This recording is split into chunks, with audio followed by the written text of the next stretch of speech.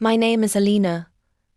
For as long as I can remember, people thought of me as the quiet one, the agreeable one, the sister who never fought back, who never raised her voice, who always stepped aside so others could shine. And maybe that was true once. While everyone else lived fast, spent freely, and moved carelessly through life, I was saving. I skipped parties. I worked double shifts. I counted every cent, every sacrifice. And finally, after years of silence and effort, I did something no one in my family thought I was capable of. I bought a lake house. Not just a house. My dream. A place where the water stretched like glass, where the air tasted of pine and freedom, where mornings promised peace and nights belonged to the stars. It wasn't a gift. It wasn't handed to me. It was mine, earned with sweat, patience, and loneliness. I wanted to keep it pure, sacred, my retreat, my reward. So one weekend, I thought, why not share a little of this dream? I invited my sister, just her. I imagined us sitting on the porch, coffee in hand, talking like we hadn't done in years. Maybe we could remember what it felt like to be close again. But when she arrived, it wasn't her alone. She came with 20 people. 20. A small army of strangers dragging coolers, speakers, duffel bags, and the kind of loud, careless laughter that doesn't ask for permission before it enters a place. My lake house, the one thing in this world that was mine suddenly, looked like a public campground. I froze at the doorway. They barged in, boots on the floor I had polished with my own hands, voices echoing against walls I had painted, bags dumped on furniture I had chosen.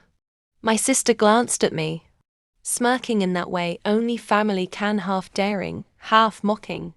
Her eyes said, "You won't stop me. You never do." And she was right, at least in that moment. I said nothing. I swallowed every word that wanted to burst from my throat. I let them spread through the house like a flood. They blasted music so loud the windows trembled. They left plates piled in the sink, drinks spilled across the floor, cigarette smoke trapped in the curtains. At night, their laughter echoed across the lake, shattering the silence I had dreamed about for so long. And I stayed silent. But silence is not weakness. Silence is strategy. Every hour they invaded, every careless thing they broke, every boundary they crossed, I remembered. I carved it into my memory like a blade sharpening on stone. When the weekend ended and the last car drove away, I walked through the wreckage. Beer cans crushed into the ground, ashes scattered on the deck, stains I would never fully wash out. My lake house was bruised, scarred, and in that silence I decided, this would never ever happen again. I didn't call my sister. I didn't beg her to respect me. I didn't yell. I acted. I changed the locks. I installed security cameras. I called my lawyer, who confirmed what I already knew. This house, every board, every nail, every stone was legally mine. Fully. Unquestionably. And then, I waited. It didn't take long. A few weeks later, she came back again with her entourage, their cars lining the driveway like they owned the place. I stayed inside, watching them through the cameras. They walked up, laughing, already carrying their bags, already sure they would be welcomed. But when they reached the door, they found it locked. They rattled the knob, confused, then annoyed, then angry. My sister pulled out her phone and called me. "Alina," she snapped. "Open the door. We're here." I answered, calm as the lake outside my window. "You're not welcome here anymore. This is my house, my money, my peace, and you don't get to take it from me." Her voice sharpened into rage. She shouted, threatened, tried to twist guilt into my chest like a knife. But I didn't need to listen. I let her scream into the void. Then, with one simple click, I ended the call. And that silence, that final, absolute silence, was my revenge. Because revenge doesn't always roar. Sometimes it whispers. Sometimes it is the unmovable boundary. They never believed. You had the courage to draw.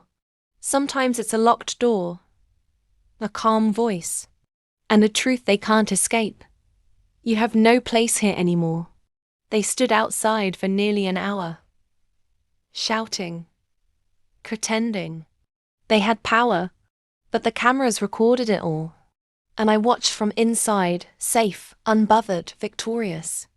That day I didn't just reclaim my lake house. I reclaimed every piece of myself I had once let others walk over. My silence, my strength, my power, it all came back to me. And my sister, she finally understood what she had always underestimated. The quiet one is not weak. The quiet one remembers. The quiet one waits. And when she strikes, she doesn't miss.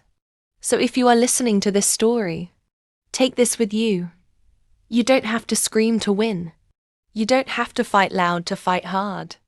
Sometimes the most powerful revenge is patience, silence. And the moment they realize they've lost access to you forever. That day, by the still waters of my lake, I reclaimed everything they tried to steal: my home, my peace, and myself. And the moral: protect your boundaries. Because once you let someone cross, they'll never stop taking. But when you finally draw the line, when you finally say no more, you win back everything they thought they owned. If this story gave you chills, don't forget to like this video and subscribe to my channel. Because sometimes, the quietest voices carry the loudest victories.